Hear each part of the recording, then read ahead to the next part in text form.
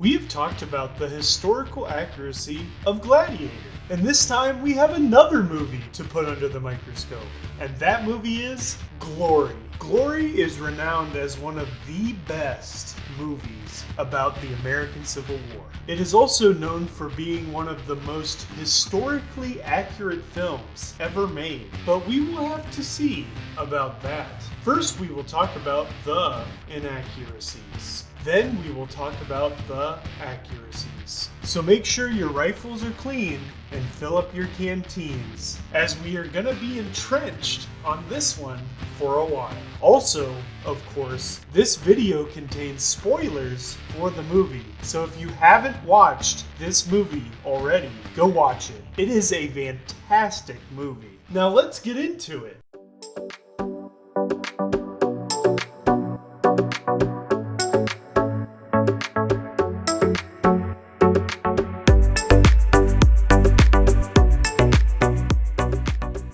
One of the biggest inaccuracies in Glory is that nearly all characters, except for Colonel Robert Gould Shaw, played by Matthew Broderick, are fictional. While likely inspired by real soldiers of the 54th Massachusetts Regiment, they are given made-up names. The film goes on to portray Colonel Shaw in a more sympathetic light, omitting his documented racist views despite his abolitionist stance. In the movie, Shaw accepts the promotion to colonel and taking charge of the regiment pretty much on the spot. But in reality, he actually rejected the offer at first, citing he wanted to stay with his regiment and thought it might not advance his career in the military as far as he wanted. The scene where Colonel Shaw joins his soldiers in tearing up their pay tickets in protest over unequal wages never happened.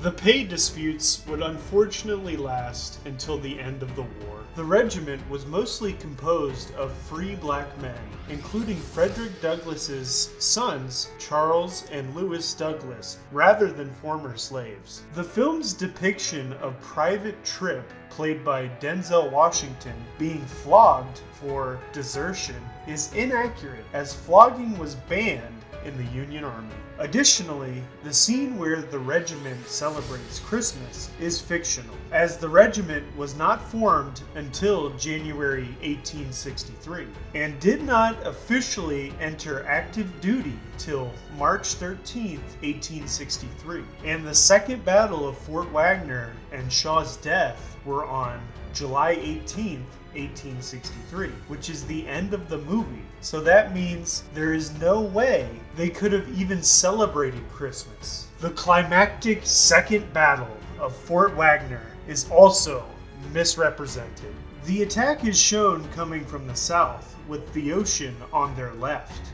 But in reality, they actually attacked from the north, with the ocean on their right. Lastly, at the end, the film inaccurately states the fort was never taken, but the Confederates abandoned it on September 7, 1863, after a prolonged Union bombardment, which means the Union did end up taking the fort. Despite these inaccuracies, Glory is largely historically accurate, especially in its portrayal of racial tensions and discrimination against the black soldiers and just black people in general. It powerfully conveys the struggle and sacrifice of the 54th Massachusetts Regiment, making their fight for freedom and respect deeply moving. The film also accurately reflects the complex reality of the Union's role in ending slavery. While the Union was the side that ultimately abolished slavery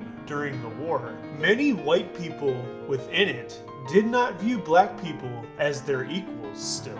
Many of the 54th Massachusetts engagements depicted in Glory, such as the Battle of Antietam, the burning of Darien, the Battle of Grimball's Landing, and the Second Battle of Fort Wagner, are all battles that the 54th Massachusetts took part in, and are all very accurately portrayed, especially the traumatic death scene of Colonel Shaw during the brutal Second Battle of Fort Wagner. Well, we have reached the end of this glorious video.